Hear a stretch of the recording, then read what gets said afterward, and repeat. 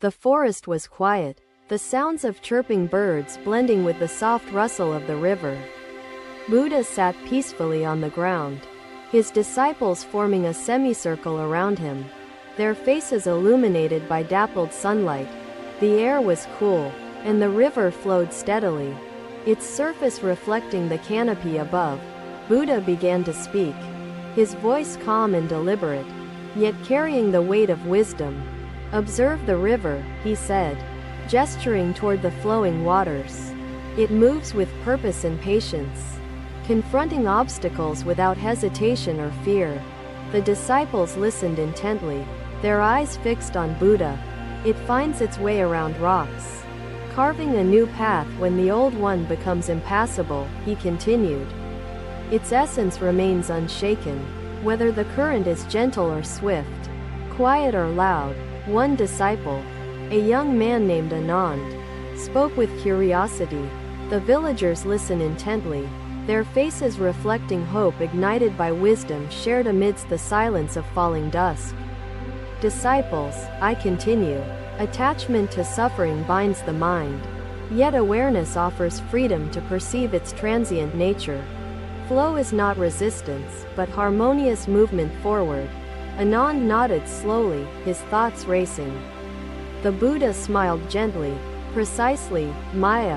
Another disciple, Yashoda, raised her hand. "Master, does the river not tire of its endless journey? Does it not feel overwhelmed by its own current?" Buddha looked at Yashoda with compassion. "The river does not question its purpose, for its purpose is its existence. It simply flows." Yashoda lowered her gaze, reflecting on the words. Buddha continued, "The river teaches us resilience, not through stubbornness, but through adaptability and humility. Let this be your lesson." The disciples sat silently, their eyes drawn back to the river. Its constant motion seemed to carry an unspoken truth, a wisdom beyond words. Buddha rose to his feet, and the disciples followed suit. He began to walk along the riverbank, the hem of his robe brushing the grass. The river shares its strength through its continuity. Buddha said as they walked, "This continuity is not rigid, but fluid and flexible." A soft breeze carried his words, blending them with the natural symphony of the forest. "In your work, you will face trials," Buddha continued, "but let your inner strength be like this river." He stopped by a bend in the river where the water tumbled over smooth stones, creating small cascades. "See how the river embraces even the turbulence," he said. "It dances, transforming adversity into beauty." The disciples watched as the water swirled and sparkled, their minds painting parallels to their own lives. "Turbulence is not your enemy," Buddha said, "but a chance to rediscover your own rhythm and resolve." Kanishka, Mira, and Arun approached Buddha, their faces reflecting gratitude and curiosity for further guidance in their journey. "Venerable One," Kanishka began, "we have taken your teachings to heart and acted. Yet challenges still arise to test our resolve. Anchor yourself in the present moment, and fear will lose its grip." Dev bowed his head, absorbing the guidance. Buddha continued, "Mindfulness is the root of inner strength. It keeps you steady, even as the world shifts around you." They walked further until they reached a spot where the river widened, its surface calm and unbroken. "Here, the river slows, reflecting the sky above," Buddha said. "This is where you must rest when your energy wanes." He looked at the disciples, his eyes filled with understanding. "Rest is not weakness but renewal. Even the river knows when to flow gently." The disciples nodded, the lesson sinking deeper. Anand spoke again. "Master, how do we balance flow and rest in our lives, especially under the demands of our work?" Buddha smiled softly. "Balance is not a fixed state, Anand. It is dynamic, like the dance of the river." He added, "Each day, listen to the rhythm of your being. It will guide you to the balance you seek." The disciples felt a sense of clarity, the connection between the river's rhythm and their own becoming evident. Buddha led them back to their original spot by the riverbank. He seated himself once more, motioning for the disciples to join him. "The river has one more lesson to share," he said. "It nourishes life, giving freely without depleting itself." His voice carried a note of encouragement. "In your work, give your efforts generously, but do not drain your spirit. Retain the essence of who you are." A disciple named Kavya spoke hesitantly. "Disciples," Buddha said, "the path forward requires you to see not just your suffering but the interconnectedness of all beings' struggles." Kanishka reflected on these words, realizing that his hardships were not unique but part of a larger, shared human experience. The villagers, once isolated by their fears, began to seek one another out, offering assistance and encouragement wherever needed. A child brought a small basket of freshly picked fruit to Buddha, saying, "Venerable One, may this gift bring you peace." Buddha accepted the offering with a smile.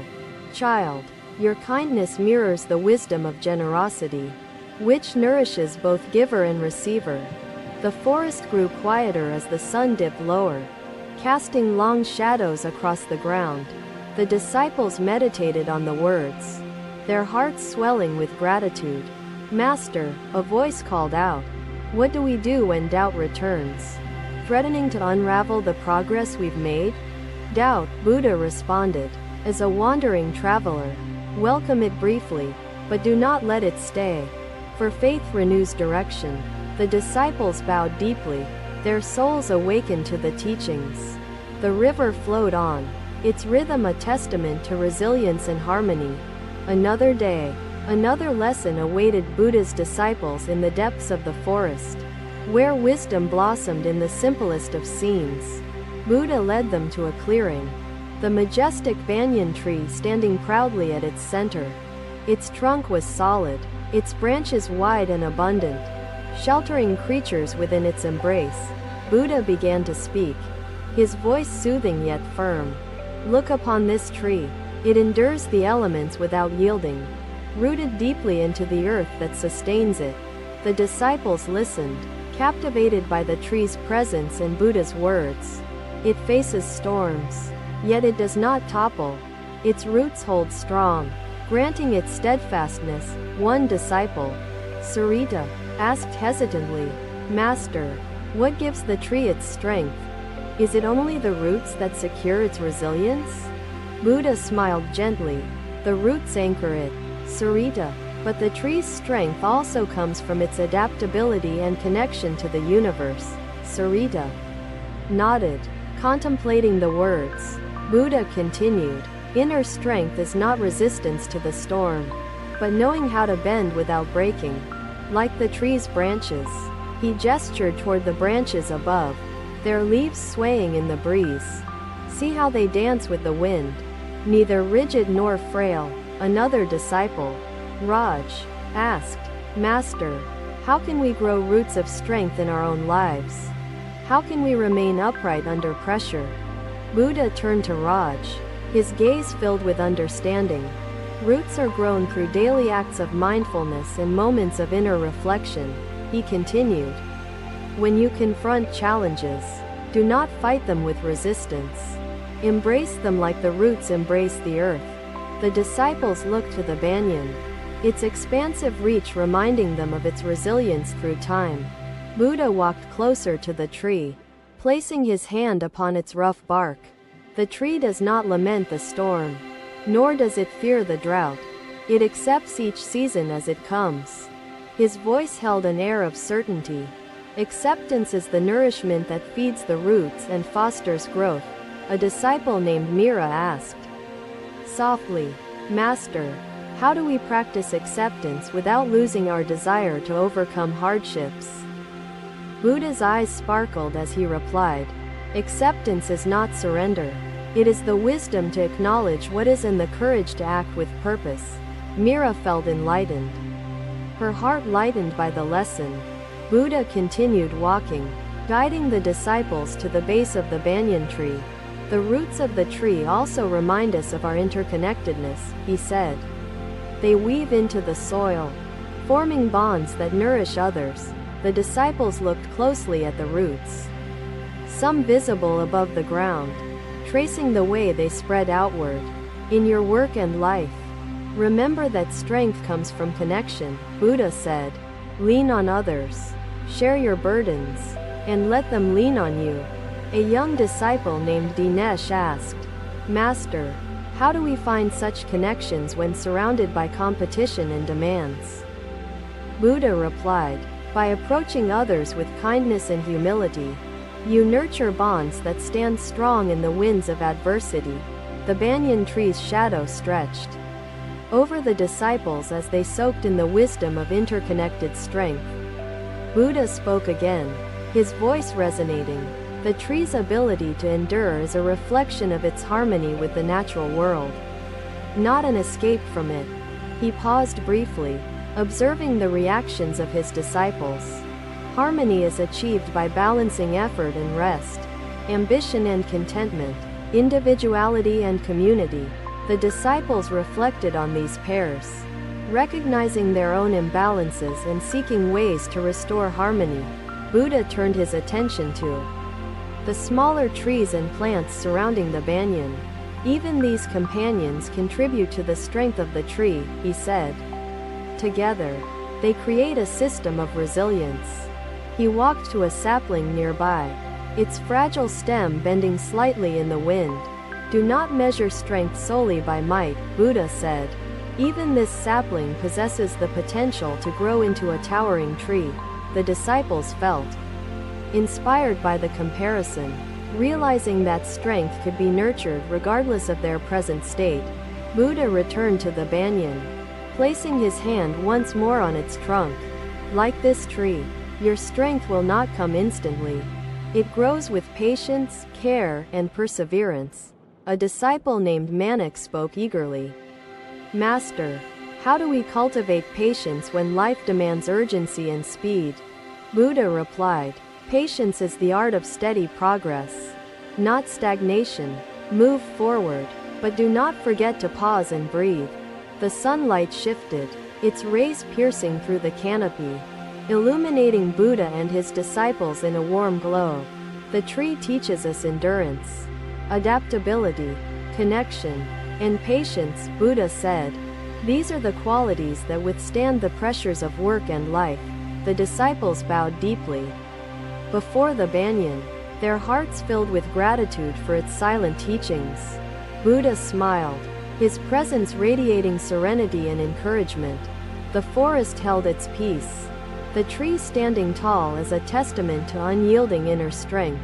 Another day, another lesson unfolded as Buddha led his disciples to a serene lotus pond, its surface glistening under sunlight. The pond brimmed with vibrant lotus flowers, their petals rising above the water, pure and untouched by the mud below. Buddha sat in solitude beneath the Bodhi tree, his presence timeless, an unwavering beacon as night enveloped the world in quiet peace. Look at the lotus flowers, he said. They are born in the mud, yet they rise above it, unblemished. The disciples followed his gaze, marveling at the beauty of the flowers amid the murky waters. The lotus is a symbol of inner strength, Buddha continued. It shows us that we, too, can transcend our circumstances and shine. One disciple, Nisha, raised her hand hesitantly. Master, how do we rise above challenges when they seem overwhelming and insurmountable? She asked. Buddha turned to Nisha, his expression kind and understanding. Challenges are like the mud, he replied. They are necessary for growth, yet they do not define you. He gestured toward a lotus bloom nearby. The lotus roots are in the mud, yet it reaches for the light above. So must you seek the light. The disciples reflected on these words, their minds connecting the metaphor to their own struggles and aspirations. Sita, the Buddha said, his voice steady and compassionate. Tell me, what is the source of your sorrow and despair? Sita lowered her head, tears slipping quietly onto the earth beneath her feet. Master, suffering surrounds me, and I cannot escape. Another disciple, Arun, asked, "Master, how do we find this light within ourselves when darkness surrounds us?" Buddha smiled, his eyes filled with calm certainty. "The light is always within you, Arun. It is your inherent wisdom and kindness, waiting to be nurtured." He paused, allowing the words to sink in. "Meditation and mindfulness are the tools to uncover this light," Buddha said. "They clear the murkiness of doubt and fear."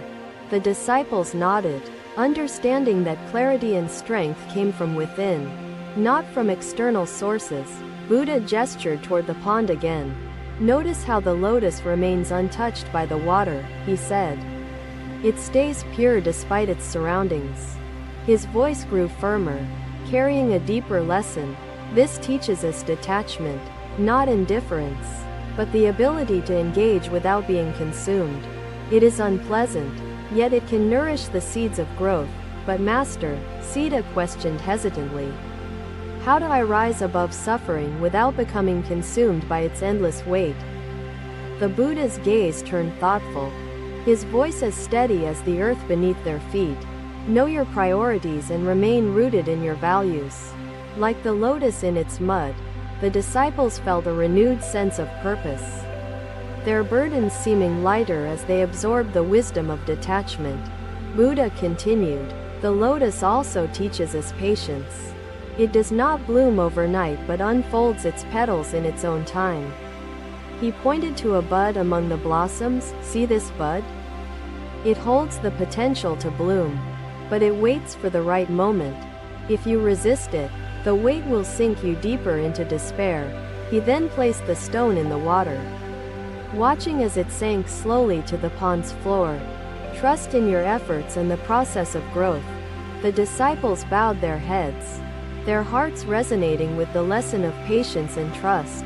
A young disciple, Kabir, spoke up, "Master, how do we remain patient when pressures demand quick results and constant productivity?"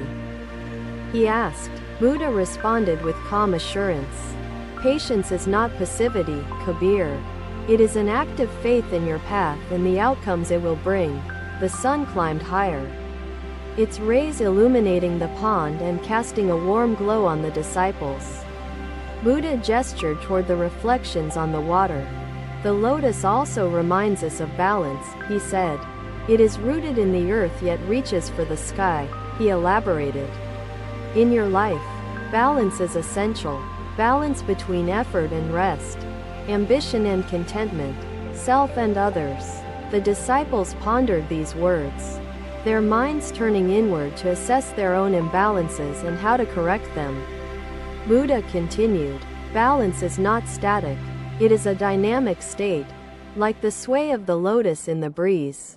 The disciples observed the gentle movement of the flowers, understanding that balance required constant awareness and adjustment. Buddha then rose, his presence commanding yet peaceful. "The lotus teaches us resilience," he said. "Despite its delicate appearance, it endures harsh conditions and thrives." His voice carried a note of encouragement. "You, too, are resilient. Your inner strength allows you to withstand challenges and emerge stronger." A disciple named Riya asked, "Master, how can we cultivate resilience in the face of repeated failures and setbacks?" Buddha placed a hand on Riya's shoulder. "Resilience grows from self-compassion and the knowledge that failures are steps toward wisdom and growth," he replied. The disciples felt a surge of hope, inspired by the resilience embodied by the lotus and reinforced by Buddha's words. He turned back to the pond, his eyes scanning the blooming flowers. "The lotus blooms not for itself, but for the joy it brings to others," he said. He added, "Let your actions and successes serve others, not just yourself. This is the essence of selfless strength." As they reached the peak, the wind embraced them, carrying whispers from the valleys below. Buddha stood at the center, his presence commanding yet serene. The disciples bowed deeply, their spirits enriched by the teachings of the lotus and the wisdom of their master. The pond remained still, its surface shimmering under the sun. The lotus flowers standing as symbols of resilience and transcendence. The disciples departed, their hearts carrying the lessons of the day, ready to bloom like the lotus amid life's challenges. Thank you for watching. Buddha's teachings are always with you. Subscribe to our channel and we will see you in the next video.